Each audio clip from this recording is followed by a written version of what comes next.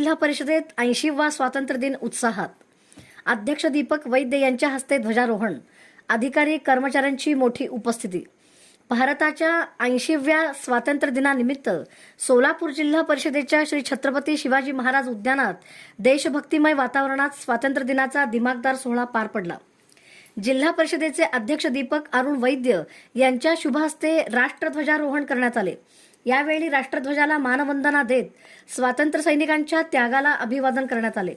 कार्यक्रमास महिला व बाल कल्याण समितीच्या सभापती अमृता नागनाथ वाघे, जिल्हा परिषद सदस्य चैताली मुळे यांची प्रमुख उपस्थिती होती. तसेच अतिरिक्त मुख्य कार्यकारी अधिकारी संदीप कोहिनकर, महिला व बाल कल्याण अधिकारी प्रसाद मिरकले, आरोग्य अधिकारी सतीश कोपुरवाड, मुख्य लेखा व वित्त अधिकारी मीनाक्षी वाकडे, प्राथमिक शिक्षणाधिकारी कादर शेख, माध्यमिक शिक्षणाधिकारी सचिन जगताप यांच्यासह विविध विभागांचे अधिकारी व कर्मचारी मोठ्या संख्येने उपस्थित होते. देशभक्ती, राष्ट्राभिमान आणि उत्साहाने भरलेल्या वातावरणात हा स्वातंत्र्य दिन सोहळा उत्साहात संपन्न झाला.